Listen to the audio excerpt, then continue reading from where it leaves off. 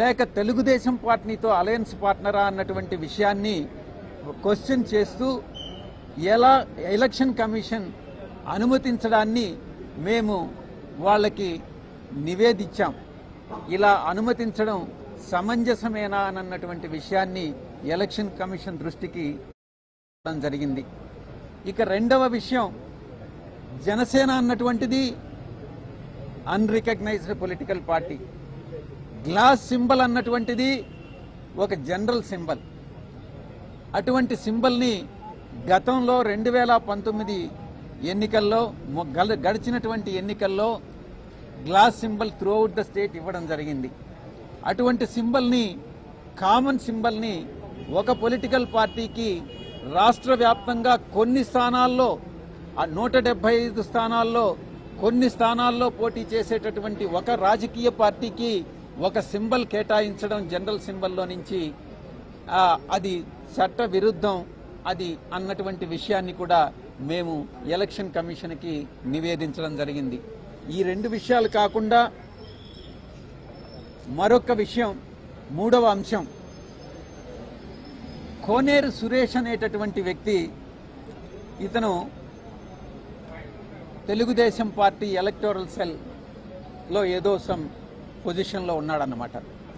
ఇతను ఒక బల్క్ కంప్లైంట్ని, ఒక ఇంచుమించుగా 10 లక్షల పైచిలుకు ఓట్లన్నీ కూడా ఆంధ్ర రాష్ట్రంలో బోగస్ ఓట్లు అన్నటువంటి కంప్లైంట్ని chief electoral officer Andhra Pradesh, chief CEO of Andhra Pradesh కి కంప్లైంట్ ఇవ్వడం జరిగింది.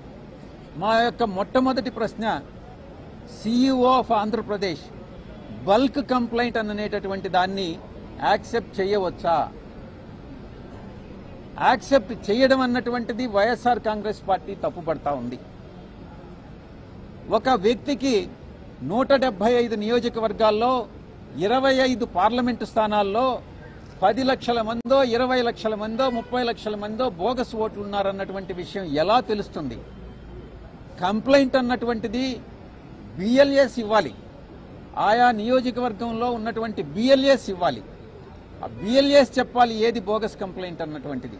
అంతేకాని ఒక వ్యక్తి, తెలుగుదేశం పార్టీకి చెందినటువంటి ఒక వ్యక్తి రాష్ట్రంలో 175 స్థానాల్లో ఎన్ని బోగస్ ఓట్స్ ఉన్నాయి అన్నటువంటిది చెప్పాడు, కంప్లైంట్ ఇచ్చాడు అని అంటే ఆ కంప్లైంటే బోగస్ కంప్లైంట్. కాబట్టి అతని మీద చర్యలు తీసుకోవాలి అన్నటువంటి విషయాన్ని మేము ఎలక్షన్ కమిషన్ దృష్టికి తీసుకురావడం జరిగింది.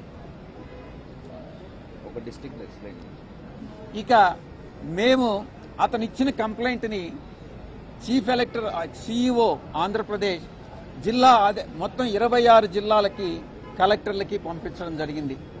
26 జిల్లాల కలెక్టర్లకి కూడా పంపించినటువంటి ఈ యొక్క కంప్లైంట్ దాన్ని ఈఆర్ఓస్,